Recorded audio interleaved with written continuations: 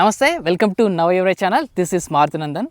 ఈ వీడియో స్పెషల్గా ఎక్స్క్లూజివ్గా మన నవయువరే సంబంధించినటువంటి సబ్స్క్రైబర్స్ ఎవరైతే ఉన్నారో వాళ్ళను దృష్టిలో ఉంచుకొని ఈ వీడియో అనేది చేయడం జరుగుతుందండి.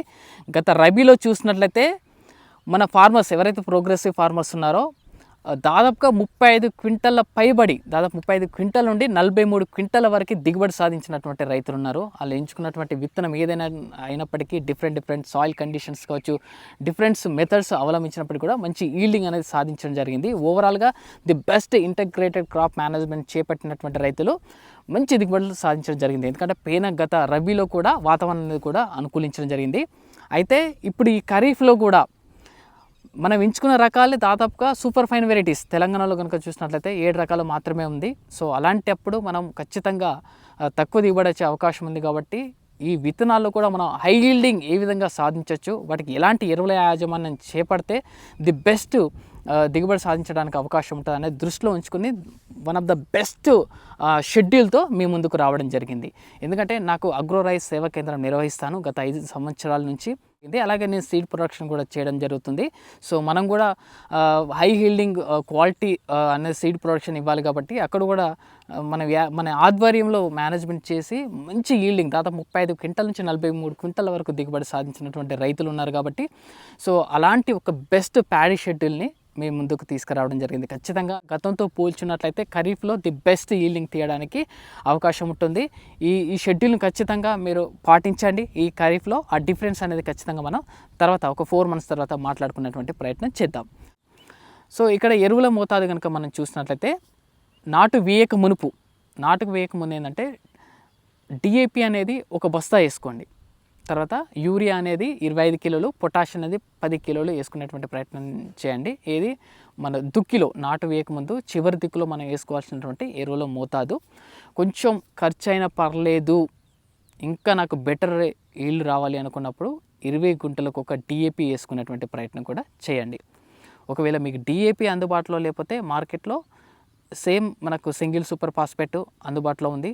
అందులో 16% ఉంటుంది. కాబట్టి ఒక 3 బస్తాలు ఎకరాకి వేసుకున్నటువంటి ప్రయత్నం చేయండి. సింగిల్ సూపర్ ఫాస్ఫేట్ కూడా మనకు అందుబాటులో లేదనుకున్నప్పుడు ట్రిపుల్ సూపర్ ఫాస్ఫేట్ మార్కెట్లో అందుబాటులో ఉంది. ఇది కూడా దాదాపు 1350 రూపాయలు మార్కెట్లో అందుబాటులో ఉంటుంది. ఇందులో 46% మనకు భాస్వరం ఉండే అవకాశం ఉంది. కాబట్టి ట్రిపుల్ సూపర్ ఫాస్ఫేట్ అయితే ఒకటి, సింగిల్ సూపర్ ఫాస్ఫేట్ అయితేనే కనుక 3, లేదు డిఏపి బస్తా అయితే ఒక బస్తా.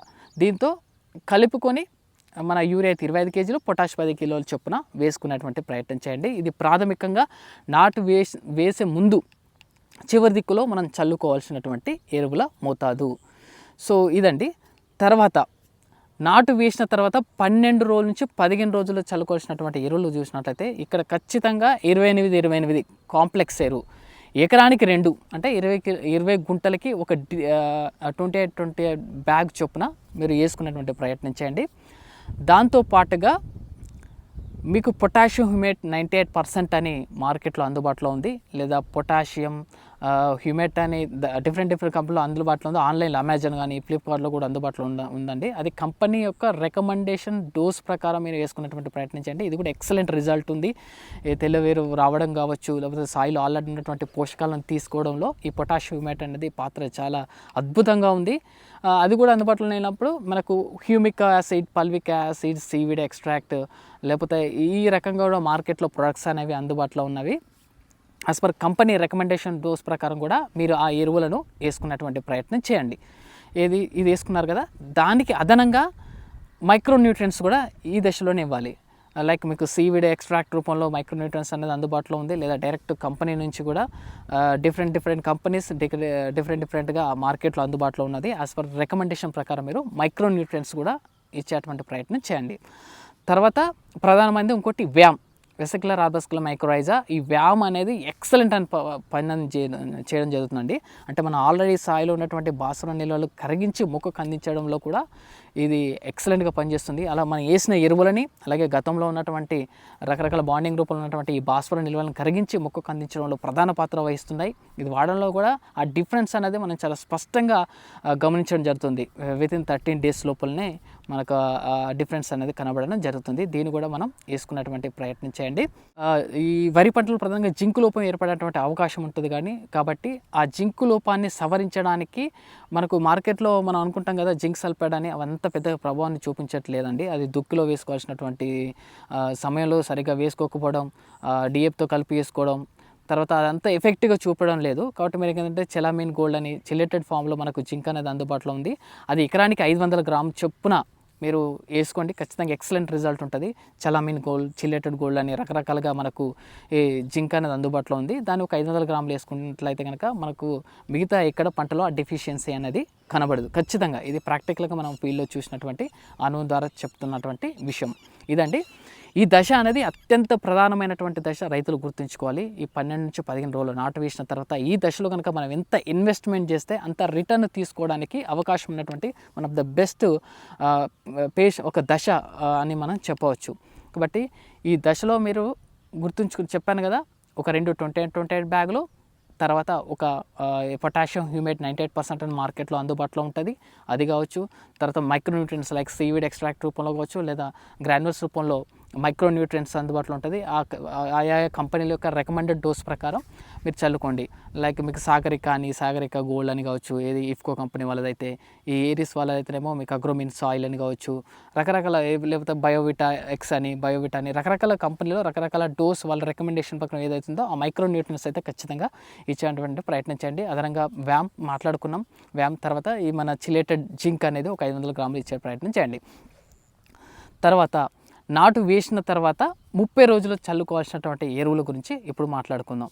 ఇక్కడ ప్రధానంగా ఒక యూరియా బస్తా వేసుకోండి. గతంలో మనకు ఉన్నటువంటి రైతుల యొక్క అనుభవాన్ని దృష్టిలో పెట్టుకొని, హీలింగ్ సాధించేటువంటి రైతుల దృష్టిలో పెట్టుకొని కొంత మొత్తంలో కాంప్లెక్స్ కూడా ఇచ్చినట్లయితే బెటర్ ఈల్డింగ్ వస్తుంది అనేది రైతుల యొక్క ఒపీనియన్. లేదనుకుంటే ఫస్ట్ మనం ఇచ్చినటువంటి ఆ కంటెంట్ సరిపోతుంది. ఏది ప్రాథమిక దశలో నాటు వేయకముందు, తర్వాత మనం 15 రోజులు చల్లుకున్నటువంటి ఆ 28లో దాదాపు 28 కిలోల భాస్వరం ఉంటుంది కాబట్టి సరిపోతుంది అక్కడికి. తర్వాత ఏంటంటే ఓవరాల్ మీకు ఇక్కడ చెప్పేది ఏంటంటే యూరియా మోతాదు కొంచెం తక్కువైనా పర్లేదు. అంటే మన రికమెండెడ్ డోసులో 2.5 నుంచి 3 బస్తాల యూరియా సరిపోద్ది పంట కాలంలో, అది అక్కడ పర్లేదు.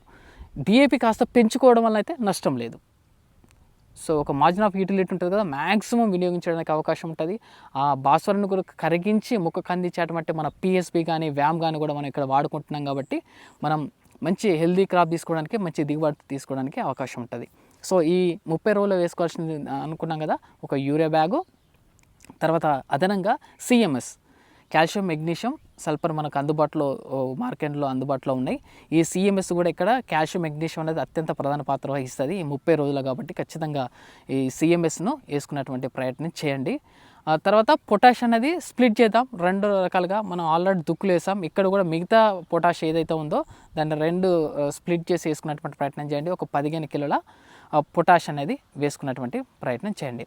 తర్వాత బోరాన్ అనేది కూడా మనం గమనించింది ఏంటంటే బోరాన్ కూడా సాయిల్ అప్లికేషన్ ఇచ్చేటువంటి ప్రయత్నం చేయండి. దాదాపుగా ఒక 2 కేజీల వరకు, కేజీ నుంచి 2 కేజీల వరకు వీటితో కలుపుకొని సాయిల్ అప్లికేషన్ ఇచ్చేటువంటి ప్రయత్నం చేయండి. అది కూడా గింజ నాణ్యతలో కావచ్చు, బరువులో కావచ్చు, చాలా అద్భుతంగా ఆ రిజల్ట్ అనేది ఇవ్వడం జరుగుతుంది.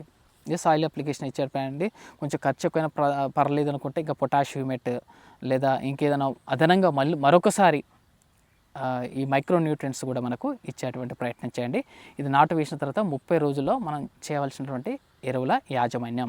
ఈ తర్వాత చిరుపుట్టకు దశ ఉందని చెప్పొచ్చు, లేదా నాటు వేసిన తర్వాత 45 రోజుల్లో చల్లుకోవాల్సినటువంటి ఎరువులు చూసినట్లయితే డైరెక్ట్ ఒక అరబస్తా యూరియా, తర్వాత రిమైనింగ్ ఒక 15 కిలోల ఒక పొటాష్ కనుక మనం చల్లుకున్నట్లయితే ఓవరాల్గా వరి పంటలో ఓవరాల్గా మనం వినియోగించాల్సినటువంటి ఎరువుల మోతానండి.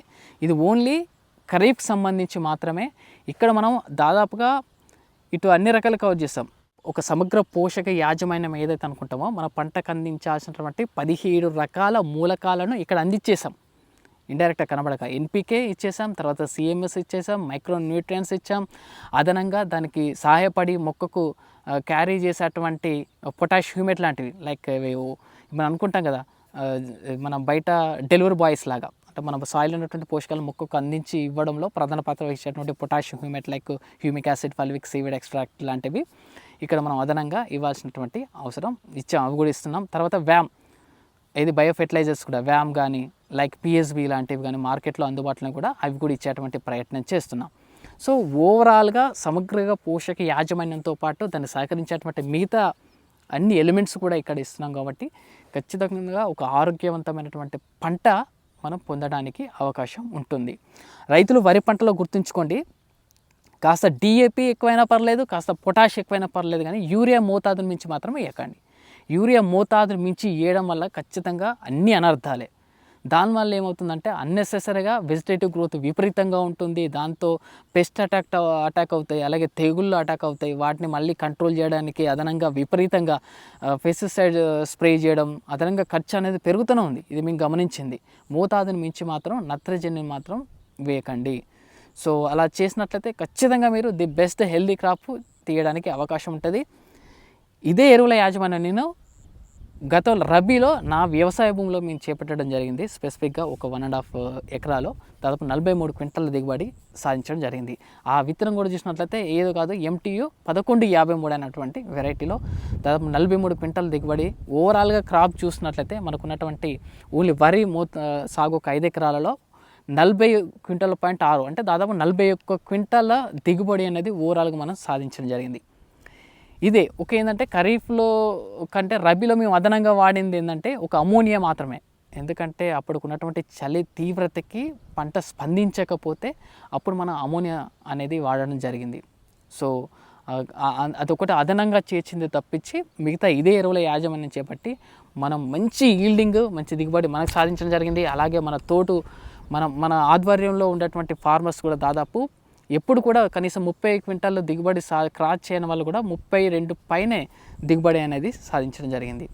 సో నాకు హ్యాపీయెస్ట్ విషయం ఏంటంటే గత ఖరీఫ్లో ప్రతి రైతు కూడా 35 నుంచి 40 క్వింటాల పైన దిగుబడి సాధించడం అనేది నిజంగా చాలా హ్యాపీయెస్ట్ విషయం.